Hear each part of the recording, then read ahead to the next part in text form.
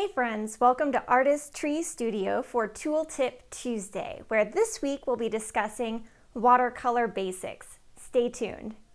Imagining a world creatively with artistry. Alright, first let's discuss paint brushes. On this side over here I have some synthetic brushes. That means that the bristles are man-made, they're made of plastics. Over here I have some natural hair brushes. Now, natural brushes can be made from many different animal hairs: badger, camel, hog, horse. So these are real hairs and these are synthetic hairs. I personally prefer synthetic brushes for watercolor paint in almost every paint, but natural brushes do have some benefits, and I'll talk about those as we go. Another thing we'd like to talk about with brushes is their shape and size. So this brush has a rounded tip and it's kind of a medium size. Here's a medium with a square tip. And then we have kind of the pointier brushes. Those are better for clean details and lines. Brushes can get pretty small with their tips, and those are great for tiny little details. There are different sizes of square tip, so you'll just want to experiment with your brushes and see what works best for different areas of paintings and different styles of paintings. I'm going to go ahead and give you some paintbrush vocabulary. So here we have the bristles. This metal portion here is called the ferrule, and this is the handle of the brush. Now, one thing that I'd like to point out is that when I use my brushes, I don't like to leave them sitting in the water for a long time. I've found that if you leave your brushes sitting in the water, two things happen that are negative. First, the brush tips will bend. You see this brush has its tip curved that way. That means someone left it sitting in the water and it kind of dried and hardened that way, and it permanently ruins the brush. I'm sure if I got it wet and tried to train it for a long time, I might could get it to go straight again, but I really try to avoid leaving my brush sitting in the water for that reason. Also, the ferrule is held to the handle of the brush by glue, and so if you leave it sitting in the water for a long time, it can break down that glue and your brushes will come apart right here. So that's not great. This is my basic setup when I do watercolor paintings with the Pan watercolor set. I like to have my watercolor tray. This particular tray I bought at Michael's. It's the Artist Loft brand. I like it because its colors are pretty bold. It's inexpensive, around $5 or $6, and it has a nice big lid where I can mix colors. Each of these little spots can hold color, and then I can take the lid off and wash it and then put it back on. Another tip, let me tell you, when the paint tray is wet, don't put the lid on. If you close the lid while the paint tray is wet and the water stays inside, it can mold your paint. So make sure you leave it open to dry. I also like to have a pipette.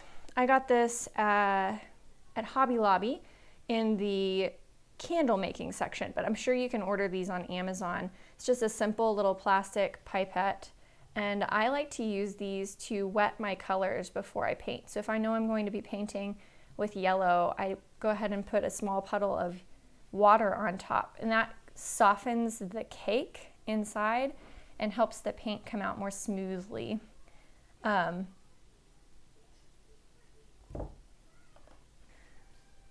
Another little tip I have is that when you're mixing colors, you want to always make sure that you clean your brush between dipping into a color. So let's say I wanted to make a yellow that was lighter than any of the yellows provided here. I would get some yellow paint and put it in one of these little sections here. And then rinse my brush out carefully before dipping in the white. So you'll notice the white had a little bit of orange on top. That means whoever used this tray last dipped in the white with a dirty brush. Another thing I do is I always wipe the next color of paint on the other side of the little dip that I'm mixing my paint in, and that enables me to dip several times in the white paint and add more before they mix together and require me to clean my brush again. So now my brush is dirty and I have to rinse it before I can dip in the white again to keep my white clean. And I can mix whatever tint or shade of yellow I would like.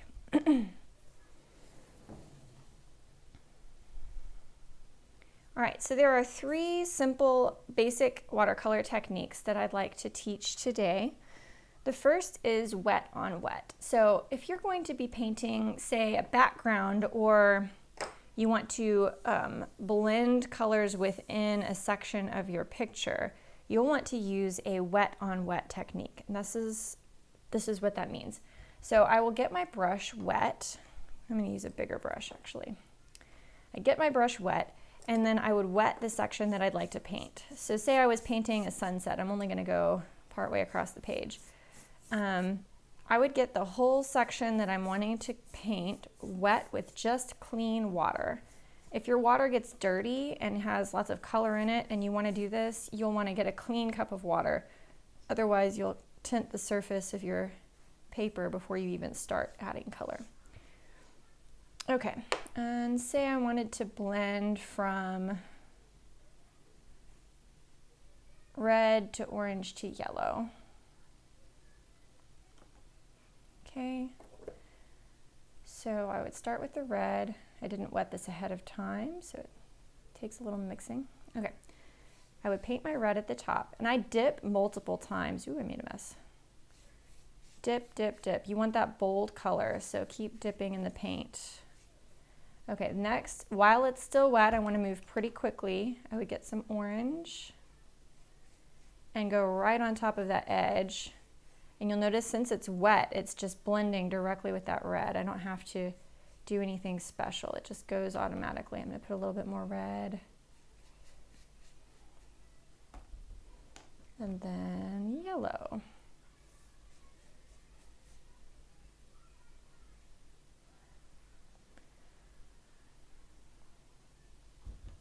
I'm rinsing my brush a lot, especially if I want that clean yellow at the bottom.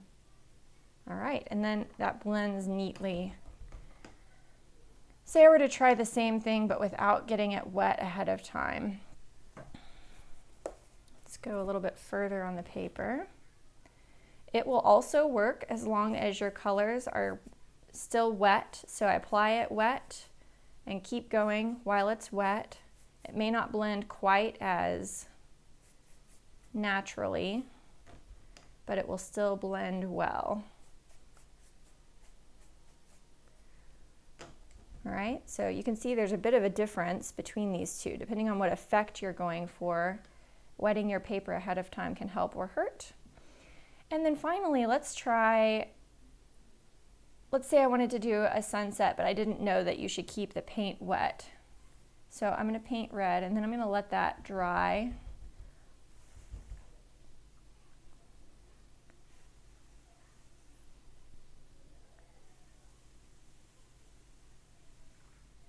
All right, that edge is slightly dry now. I'm going to get the orange and paint it right up to it.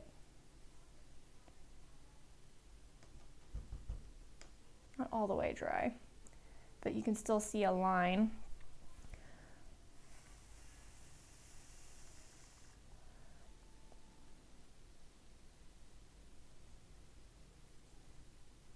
And now a bit of yellow. Oh, the edge was still wet, so it bled a bit. But if I had allowed that to completely dry, you would get a hard line between each color.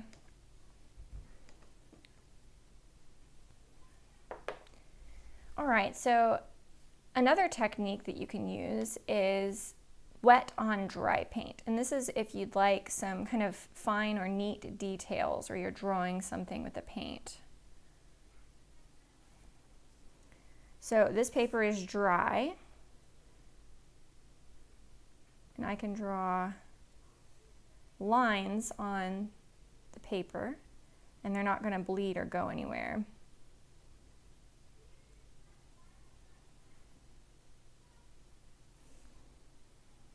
That's called wet on dry.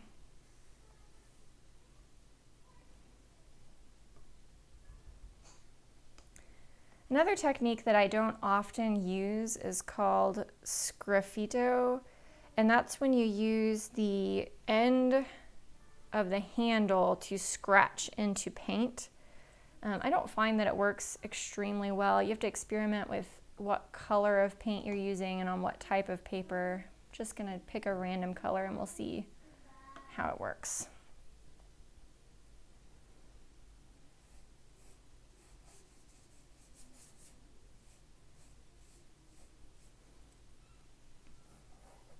So you can see it leaves a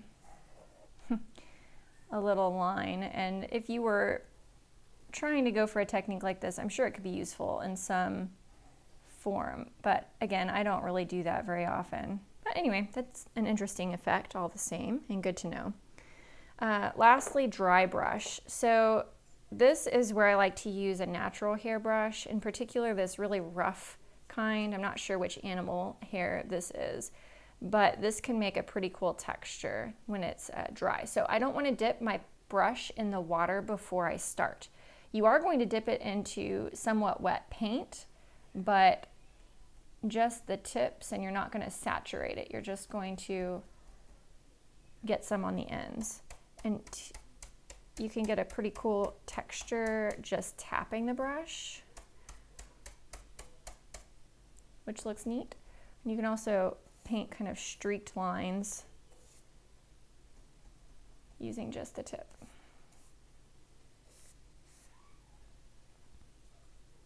All right, so those are some basic watercolor technique tips. Now I'd like to just show you some of my paintings and how I've used those different techniques in the paintings. All right, in this picture of peacock feathers, I used a lot of wet on dry. Now I did paint a section, brownish yellow, and then I let it completely dry, and then I went back over it with a wet on dry paint to get the lined textures. And each section here, there's dark blue, light blue, green, this yellowish brown, and so on. I had to wait for each section to dry before I could move on to the next one. If I painted this one while this one was still wet, the dark blue would have bled right into the light blue. So it takes some time to do a watercolor painting correctly. You have to do it in stages and make sure everything dries properly between. I sometimes use a hairdryer to speed up the drying process, but I have noticed that when I do that, especially if the paint is thick, it can chip off. The paint will dry quickly and form like a layer over the paper rather than sinking into it, and so it sometimes chips off.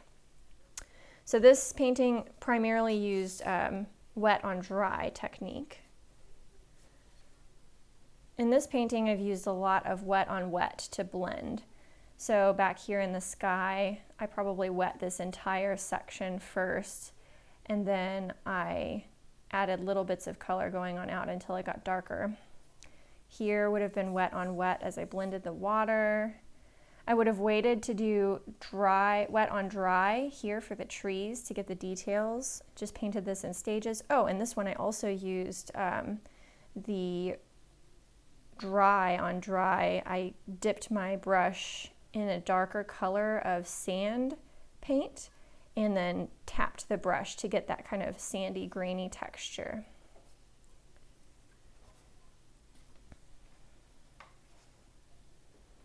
I had a lot of fun with this painting. In the background, a lot of wet on wet technique and different sections of color, like I just let them bleed and blend in together. I think I may have used a little bit of pastel on top of this too. But, and then I used ink pen to outline and add some cross hatching for the shading around different bits of it. But oh goodness, it can be really fun to experiment with watercolors.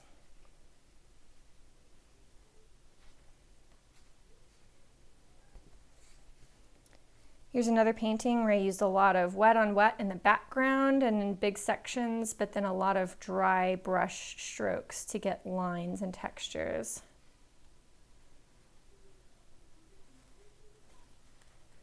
I'm just noticing that 4 out of the 5 pictures I'm showing you have water scenes, so that's interesting. On this one here, again, a lot of blending. So I had to do many layers to get this kind of underwater effect on the top. Wet on wet here as I blended the whales back. Some dry strokes to get these long rays of sunlight coming into the water. And here a lot of wet on dry as I did each section of coral and then let it dry between each color. All right, I hope you picked up a few techniques. My main advice for you is just to experiment and play and have fun with watercolors.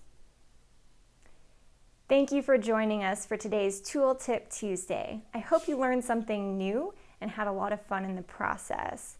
Please like and share this video so your friends can learn a bit about watercolors as well, and keep on creating.